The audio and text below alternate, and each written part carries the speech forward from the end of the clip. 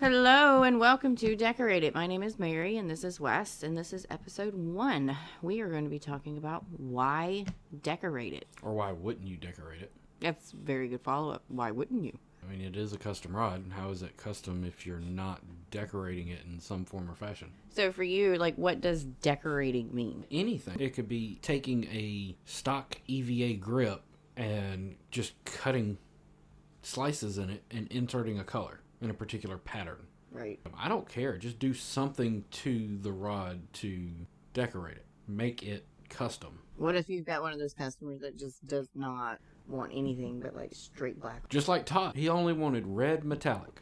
Yes, but his stuff was legit a custom. It was. But it was the most basic way of custom. And that's what I got him to. He started out all black. Well, he was a bass guy. Most Exactly. bass guys are just coming to get the rods. They're going to tear them up. They're going to get a new one. He worked at Bass Pro with me. We got a great discount through Bass Pro. Right. So we would always buy things there because we got almost half off everything. He was finding problems with the rods and reels and things that he was fishing with coming through there that just didn't fit what he wanted. Which is where we enter the picture Exactly. as rod builders and we say, hey, we can fix that. Mm-hmm. And I always gave him a hard time because he was a Carolina Gamecock fan. I was like, I can put the little Carolina logo on the rods. And that's what got him to go away from doing all black. Because then I told him, well, if you're doing that logo, why don't we throw some garnet on there? Right. Well, I don't really like garnet, but I like red metallic. Okay, well, let's do red metallic instead of straight black. Okay, yeah. And then he started coming back wanting different style of handles and custom cork. And that just got him into, hey, there's a whole nother side to this that we can do. Let's not do just black. You can get the rod that you need, which you have not been able to find. And you can get it to fit your personality as well. Why wouldn't somebody take a build, something they're already putting money into? Why don't we give you just a little something else to make it different? Yeah. And that's the whole point, right? And it doesn't, personally, you come to me, I'm going to want to put a decorative wrap on it. End of story. They make me happy. I find them fun and infuriating all at the same time. I cut more off than I like to admit. And then I cut good ones off because I teach other people how to do that, so I don't give those to my customers. Because I'm a weird one. I will never duplicate a wrap. I'll do the same patterns, I'll do the same colors, but it's never going to look the same. You've done that one pattern, 9 times on customer The rods? sugar skull wrap. 9 or 10. I've got to name it other than, it's just always going to be the sugar skull wrap, but yeah. Flower power. I'm not naming that flower power. I'm not. It's Peace, like, y'all. It's an in and out with a diamond, and it was a mistake because the blank that I originally built on when I was originally doing the in and out pattern, the spacing that I had from Billy's book didn't fill that empty slot. And when I wrapped it, we had done it at a gathering, and I had that empty hole, and I thought I went through all of this to still have an open wrap. So the next time I was like wrapping on that blank to redo for the sugar skull eventually, I was like, let me just put a diamond in there. I know it'll fit because that's what was. You can make it fit. I had a little diamond, and it turned into this. As soon as everybody saw it, I've done that wrap probably 10 times now between my 3 girls and some other people's, and I actually have another customer's in the house that wants that wrap. The wood grain bamboo one? Yes, so he's wanting a Hawaiian tiki version for his with a kind of retro old school vibe. Ooh. Because he wants it to look like the plumeria for Hawaii. The what? Plumeria flower. It's a Somebody flower spell that's check that. popular down there. It's kind of like a hibiscus, but not quite. You have still no idea what I'm talking about, No. do you? Okay. No. It's just a big flower, and it's usually pretty bright. He's the one that's getting the Hypalon grips, and somehow I have to make the rest of it kind of... And he don't want to customize those Hyperline grips, does he? I mean, I haven't worked with Hypalon before, so this is the first time for Well, me. and he kind of went all out everywhere else. Like, can you really, honestly cut into them to do anything with them? not without other colors of Hyperline. Yeah. And there's black and blue that you can get. We're talking about his grandfather's house. Of course, he's got Hypalon stashed in his rod shop. But, we don't have to go elaborate. Obviously, people that come to us, we want to build theme rods. That's where we kind of found our little fun spot, because it's a challenge to make a rod carry a theme of, the Hulk Buster from the butt to the tip because of how small it is. Quit twitching your eyes at me when I mention funny. Hulk. It's funny you said that because the moment you brought up theme rods, the first thought in my head was I would love to own a themed rod and actually be able to fish it. But I can't because it's still sitting right there and hasn't been finished. You do. It's fully functional. You could go take it fishing. 6 years. 6 years I've had 2 kids and all this other shit. Okay. And all this other stuff. I can't say that. You were talking about that people come to us for obvious, elaborate, and themed rods. And We do. We have a lot of people that come to us for the themed rods because they've seen what I've done with the Sugar Skull with Hole Buster and the beach one. the Sugar Skull and the Sugar Skull. Yes, there's the 3 Sugar Sugar Skulls. I know, because I got on a Sugar Skull kick, and then they became memorial rods, and we had so many people pass, unfortunately, that I was dumping into those rods. And Holt Buster is 99% finished, and there's the beach theme one that we did for the International Challenge. And actually, I would have to say that the theme rod, like, I fell in love with it because of those international challenges we were doing. Yeah. Because we were forced to, a blank that was sent to us, not us picking it, not us even having a clue what it was for. We had to go through all of the testing, doing the CCS data, and finding out what the blank could throw, what it was rated for, and then building around their parameters that they set. Mm-hmm. That was what kind of made me go, huh, this is fun. This is a whole nother level of challenge. It's not just wrapping a guide on, which at the end of the day, for me, that's a challenge because I hate them anyways. There's some ducats that need repaired. I'm not, I got a name for them and I can't say it. Let's just replace the D with the PH. That's what we call them, because when Palmetto Rod and Reel was wide open and running and repairing, I swear, all of our repairs were ducats. Every single one of them. Yep. Ducats coming in. And those guides, and there's white wraps. They were painted. You had to put white in the epoxy in order to cover it and make it look like it, Mm-hmm. And what kills me is those guys that come in for those repairs, right? Now, granted, I know that they just want their tool back. They just want it to fish. But they'd be like, just put black on it. I'm not putting black on the ducat. Not putting black on one random guide. Everybody's going to be like, what happened to that one? Oh, I had to have it fixed. Well, why didn't they do it white? Because I told them to do it black. To me, that would be like it kind of puts a bad image on us because we're too lazy to match it up to white. You know what I'm saying? Somebody else that brings the Ocean Masters in with the gold and the blue and the black with the metallic, and they're like, just wrap it in black. And I'm like, I'm not doing that. I'm going to make it matched. Like, I come had on. somebody like that.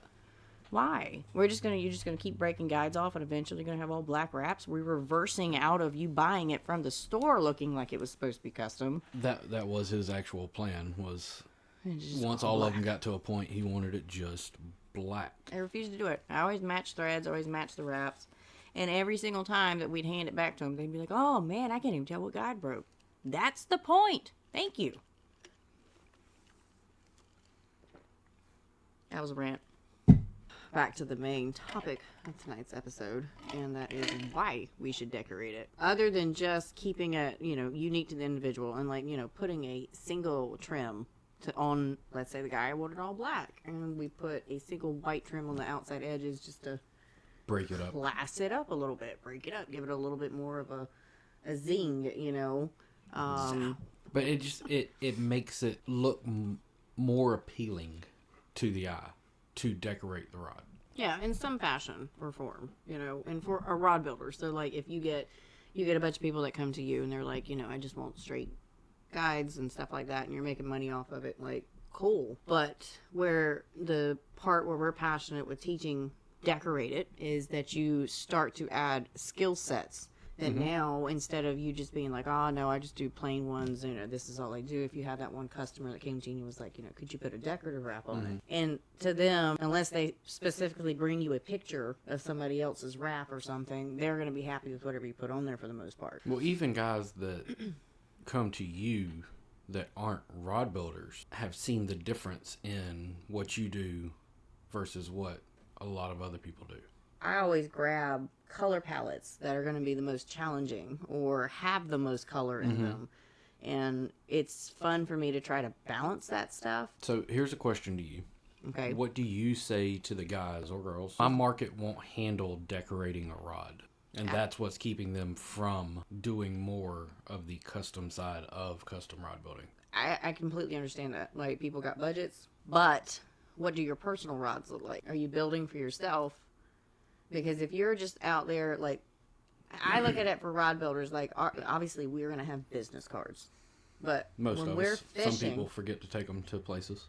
What are you looking at tongue-in-cheek over there? I know you ain't looking at me. I didn't take my business cards because the website address was wrong, and I didn't want a whole bunch of people going to my old But yes, website. most everybody's passing out business cards.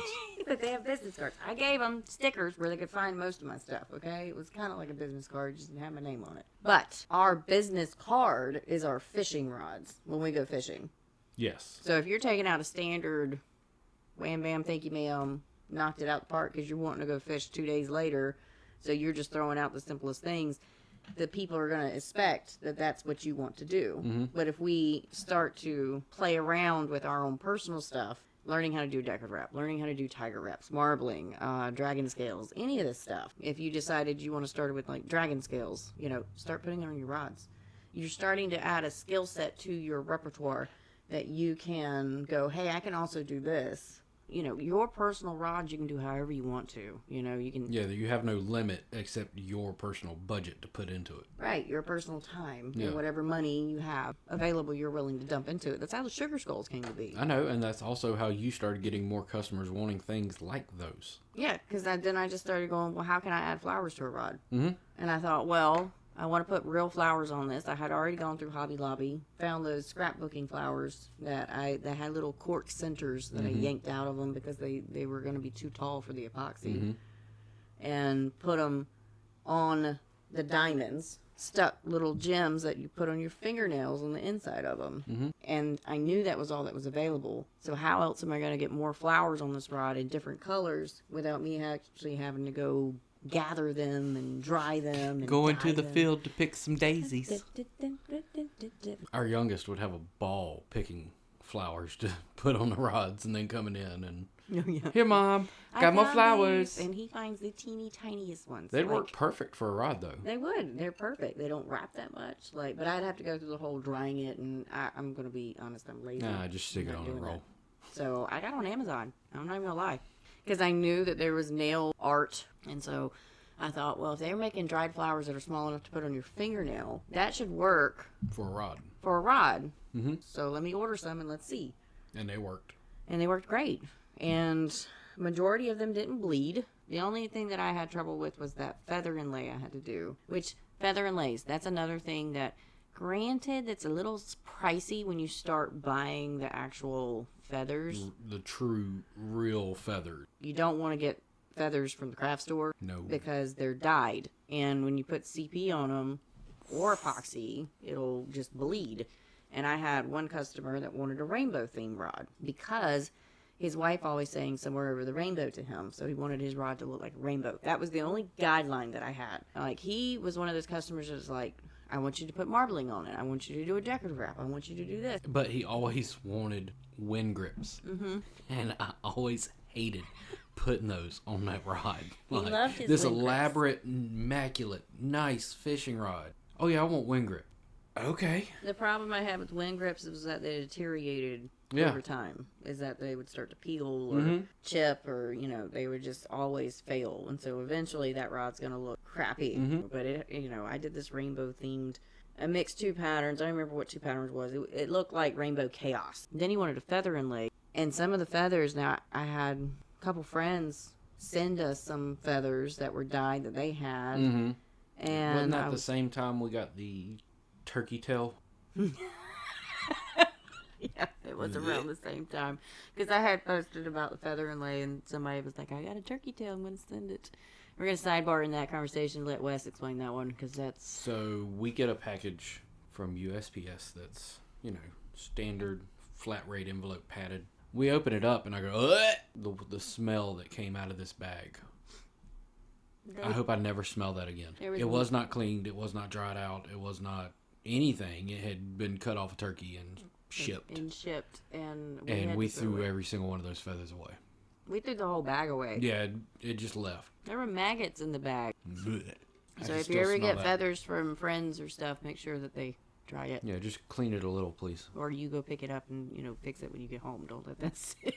But I got some feathers from a friend who had some dyed ones that matched it, but I didn't have all of the colors for the feather inlay, so I did have to go to the craft store and buy. There was a fuchsia and a blue that I couldn't get my hands on. And I told him, I said, there is a big chance that this is going to mess it up. That these are the blue especially is going to bleed.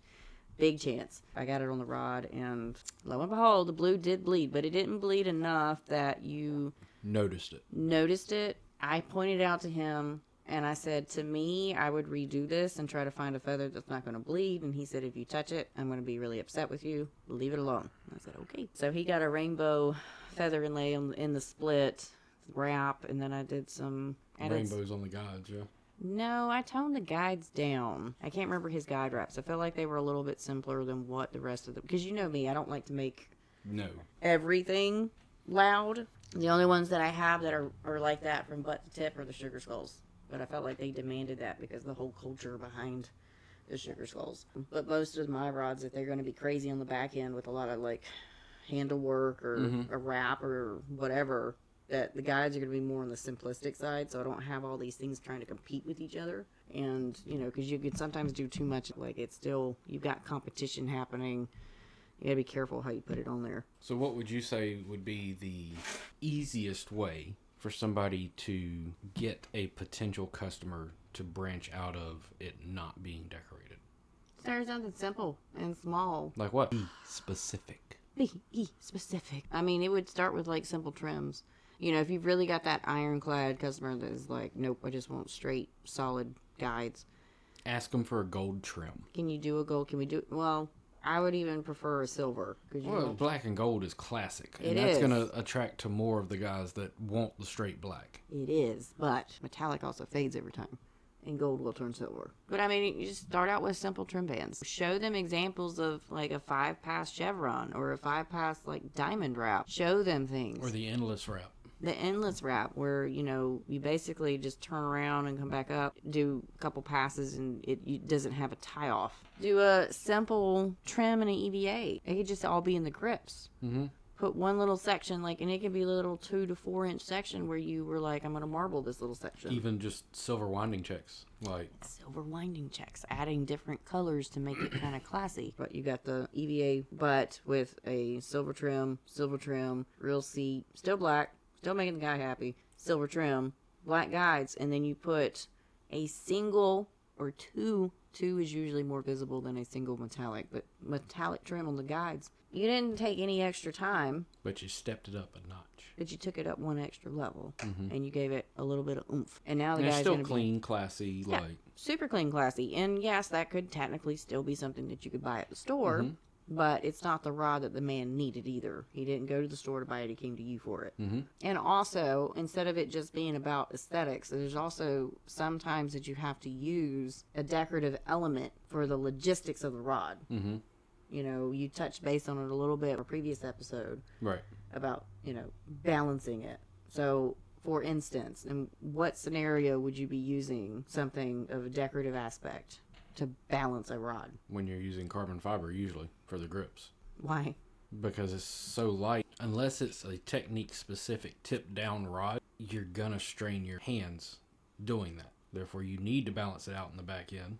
Do something that's just a little heavier. What's the traditional way to balance it? Put weights in the butt? Yeah. Literally drop tungsten weights in the butt and glue them in place. You could also put Rushi in the split. And it's going to add enough weight to put do marbling in the split and it's going to down. add weight.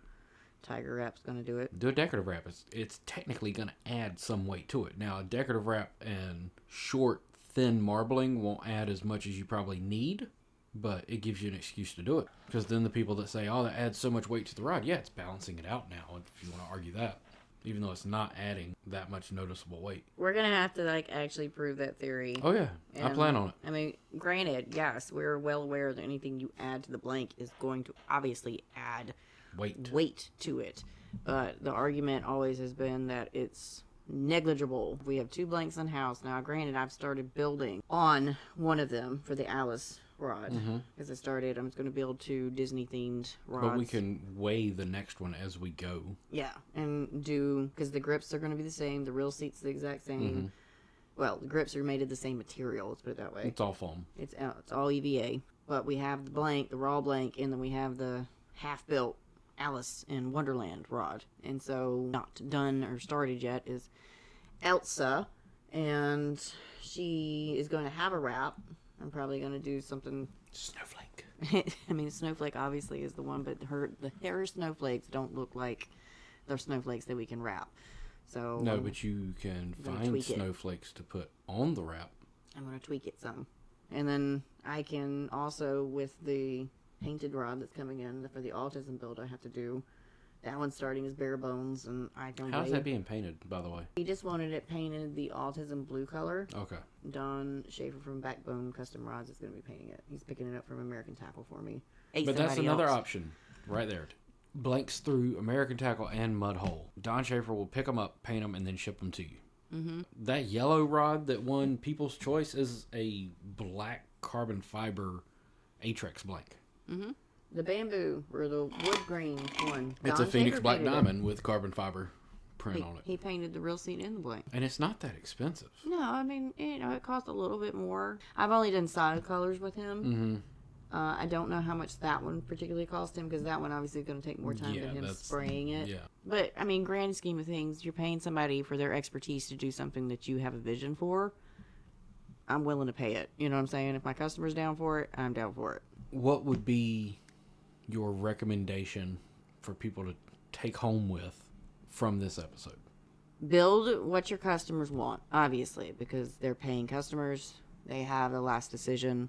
They're coming to you for a specific skill set. Our customer basis is going to be based on the customer's budget and what they want and their likes and their dislikes. But for you personally, step outside of your box on your personal builds and try stuff. It doesn't have to be immaculate, obviously. We want to practice and make things look great, and I always tell people practice on PVC. It behaves the same way. It's fairly cheap. If you don't like it, it's easy to cut it off and redo it again.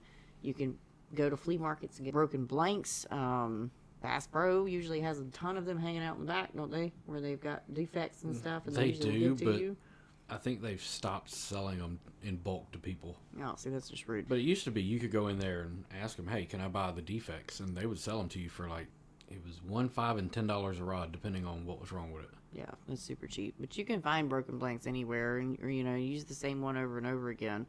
You don't have to buy blanks to do that, Or you could go to garage sales. A lot of guys have stuff that they're just trying to get rid of. You can get them for like a whole bundle of them for like $5. Just practice on them. Just take them. But just practice. Practice on stuff. Add things to your skill set because you're going to have the customers every once in a while go, do you know how to do this?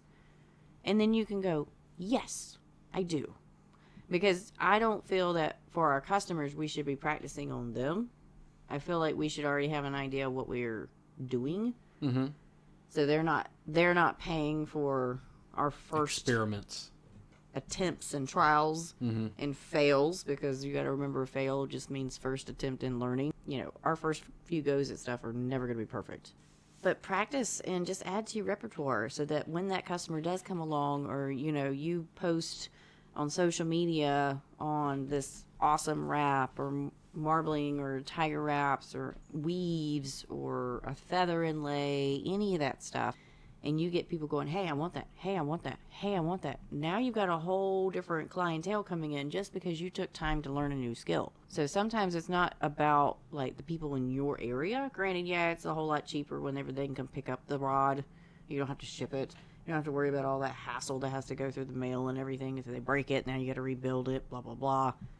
Fight with the post office for months. Side note, shipping the rods and breaking it, as long as you are a business, which you should be if you're selling rods and shipping them, and you document your invoices and have proof of what you actually sold that rod for, I have never had a problem getting money out of the postal service for a broken rod. Oh, yeah. You've got to... And because I pay for the insurance to cover exactly what that invoice says. Mm-hmm. If I charge the customer $1,400 for a rod, I'm paying for $1,400 worth of insurance. And that's included in their shipping cost. Right, because, you don't want to have to remake it. You want to deliver it when it was supposed to be delivered. Just keep that in mind. But you'll start seeing other people coming to you from other states, from other places, and they'll be like, I really like that.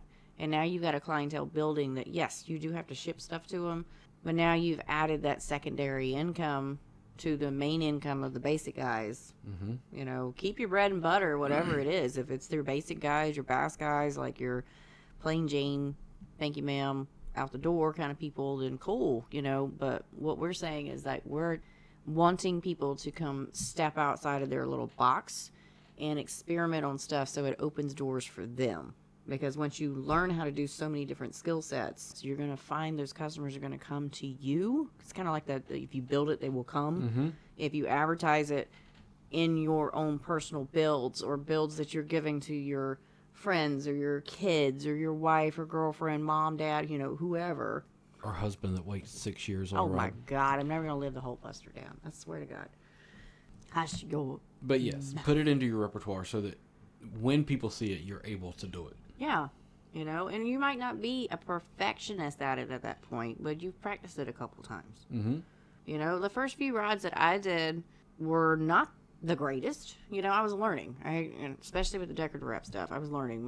One of my first full wraps we have in house, he will not let me get rid of it, because he's like, you know, you need to remember how far you've come, and it's kind of cool to look at that rod and then look at the sugar skull, which was the recent one built. I guess you could say she was born, or I know that was a weird word. Kids over here that are fishing rods.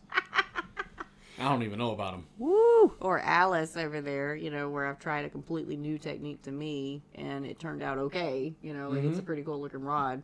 It's not perfect by any means, you know, when you look at the first thing that I did, and I remember being there wrapping that, talking to myself as I'm doing the maze, which I did completely wrong. It's not even the maze pattern.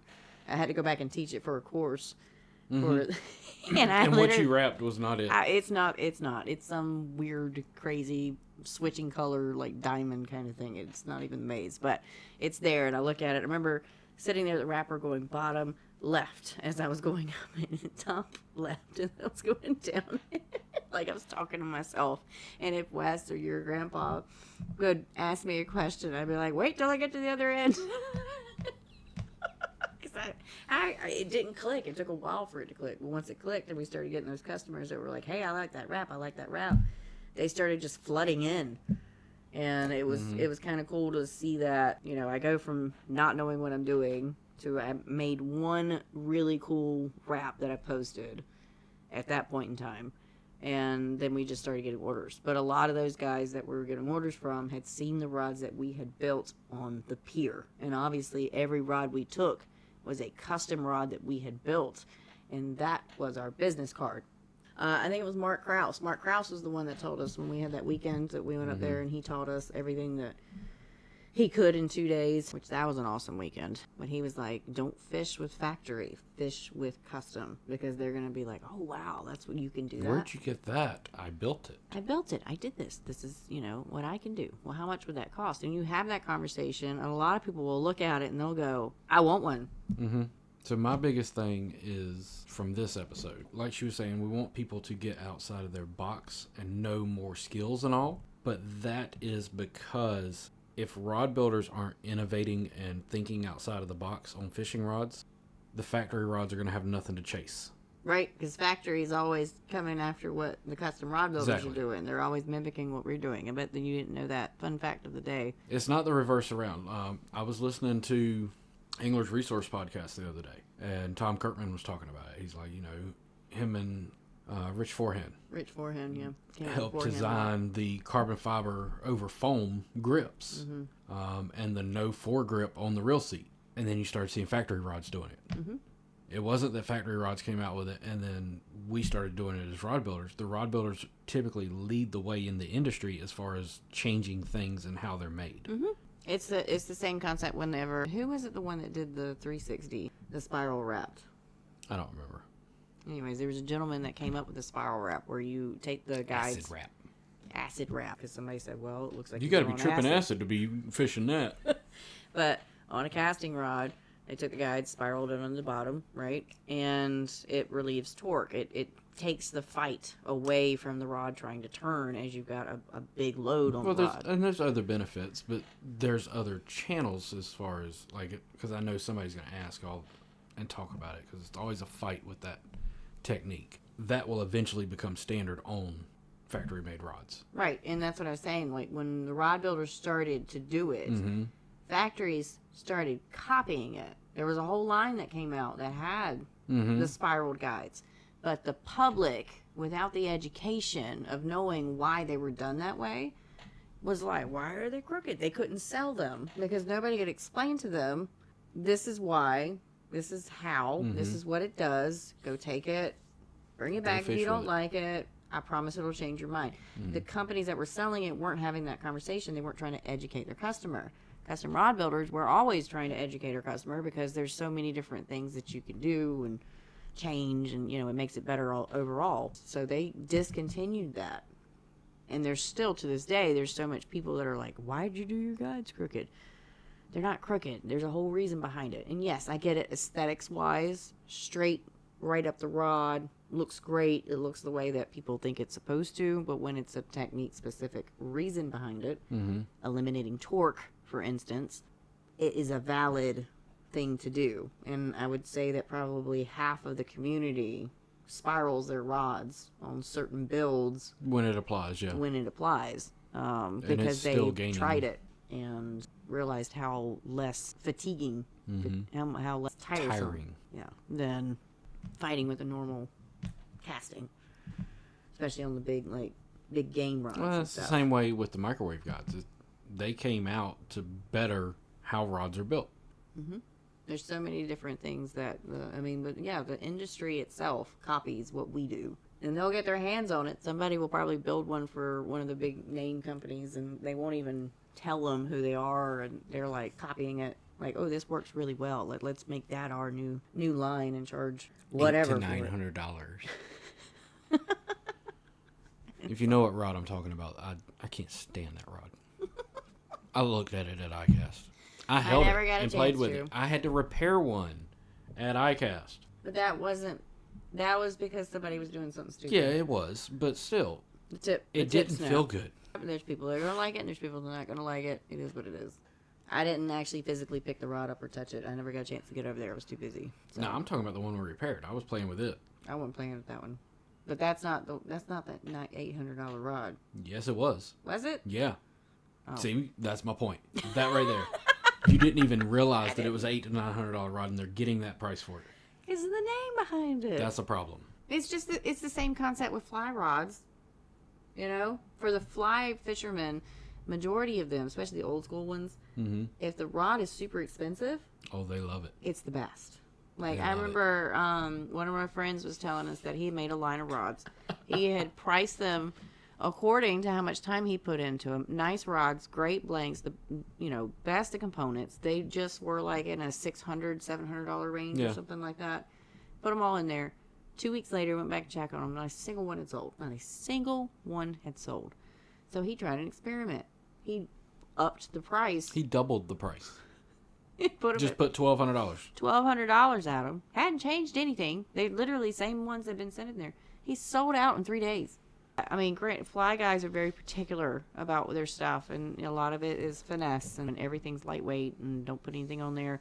Old school people only want a feather inlay, a couple trims, maybe some see-through guides. That's another thing that you can do. It's not adding weight. Just do silk for your guide wraps, and it disappears, so the guide looks like it's just floating on the rod. That's a customization. You can tint the epoxy in all different colors then. Play around with it. If you don't want to mess around with metallic thread and doing a single thread inlay, they have very, very tiny 1 millimeter and smaller sticky metallic tape that they put on nails. You can also use pinstripe tape. You can use pinstriping tape. Hello, pinstriping. One person in Southern has done it, and I was so ecstatic because I had mentioned it in a live video. And we saw it at the expo too, on that one. And pinstriping. Why haven't we thought to put pinstriping on this? Like, there's so much that you can do on these rods. Or like, what is it? Is it Tim Johnson? He does the cork grips. Yeah, I think that's who it is. Where he burns it into it. He burns it into it. Now he's doing like this like color on it and stuff. Like, they are gorgeous. They look amazing. I mean, there's so many different things to think about. I mean, you got grips, you got thread stuff, you got marbling and painting, and we can go on for hours about all the things you could do. But the point is, try to come up with something that gives you as a builder a signature. I can't tell you how many conversations that we've had with other people where I post something or Wes will post something and be like, or anybody else post something, and you know who it is before you even read the name because they've kind of created style.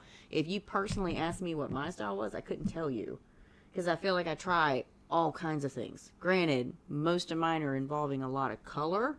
I put colors together that people wouldn't normally put together. I pump in as much color as I could possibly do, and then I do some wild stuff. But most of that is personal builds. Nobody's gonna pay like, I don't know. I have no idea how much money I have in the stripper skulls, and we don't want to Way talk too about many it. labor hours. It's a lot of labor to in those recover. girls. And a lot of people, I've had people that wanted them, and I'm like, they're gonna be expensive. It takes a lot of time to do the leather itself. You're talking about like 3 weeks total, in the time frame I can work, just for the leather. Yeah, as far as the actual time frame, the labor hours aren't 3 weeks worth, but Right. If I wasn't a stay-at-home mom, and they went to both to school, which will be in a year. a year now, like because A year from now, because the oldest starts in 2 days. 3 days. 3 days, 3 days. 3 days, 4 days. They're starting earlier. Next year, the youngest will be going to school too. So Lord knows how much I could actually get done in that time frame. But right now, I only have like 4-hour blocks. Not even blocks. Like it's like 4 to 5 hours broke up between the day to work. So I don't get through tasks as fast as I would personally want to. But yeah, just find something that you enjoy doing that you can sell to customers and be profitable on. That is doing a signature way that you build. Yeah, and it can be anything. And that alone will make you decorate your rod. Yeah, in some way, shape, or form. I always tell people, don't stay inside the box, think outside the box, and be like me, burn it. Who says that you can't do it? Try it, see if it works. And if it does, great. And if it doesn't, then okay, you can tick that off and don't try that again because you've been there, done it, tried it. That's also what gets you in trouble with me. Why? Because then I come up with these harebrained ideas and you go, damn it. You're the worst. You are the worst. You put these thought processes in my head that I can't deny. All I have to do is just plant a little seed up here, and you literally are like, well, it'd be cool to do this as you turn and walk away. And my brain's left going, wait a minute. No, he didn't. that would be cool to do that. No, he didn't. Oh, now I'm mad. Now I'm mad because my brain wasn't on that now. Now I gotta go learn a whole different skill set. And he's like, I told you so. And 6 months later, because of the time of researching, figuring out, getting to the time that I can do the project, I'm working on the project, and I'm like, and he's like, I told you so. Yes, but I'm 6 months into this research project to get it to work. Like, we had this harebrained idea to try to do like a whole rod where one side was one color and the other side was a different color. That's still going to happen. And he's put it in my head, and now my head is like, we have to figure out how to make this work. That's still going to happen. And some way of actually wrapping it physically. Like the grips, can figure that out. Easy to split, cool, no big deal. If we're doing a wrap, that's a little bit more complicated. It's like, nah, there's a way. I've already thought about it. Oh, you got the answer? Why don't you sit down and do it then? Because I can't wrap. Oh, okay. I just need you to wrap two patterns. You go 2 patterns, cut it off, put it back together? Yeah, Don't be grinning at me. Always with your crazy ideas, I swear. Anyways, a little shout out to American Tackle for being our sponsors. They're awesome. It's a great company. You should check out some of their products. Their Atrex blanks are amazing. And if you haven't tried any of the microwave guides from them, they have casting and spinning. You should try them. It definitely helps eliminate the line slap and makes you cast further. One of our customers is actually our height. It is a significant difference to the point where he noticed it. Yeah, and he was like, I'm never going anything else again. Yeah. Thank you, everybody, for listening, watching, however you're viewing this in your mind. Make sure to like and subscribe and share if you feel the need. Don't forget to check out the YouTube channel. I just uploaded a tutorial on how to do basically a fade wrap for guide wraps. You took the hour and a half live session down to 16 minutes. Yeah, it was an hour and 14 minutes. I cut down to about 16 minutes for the video, and that included an intro and outro. Very short. But it'll walk you through step by step how to do the fire fade that she did. The channel on YouTube is The Decorative Studio. If you look for it, I'm on TikTok and Facebook and Instagram also as The Decorative Studio.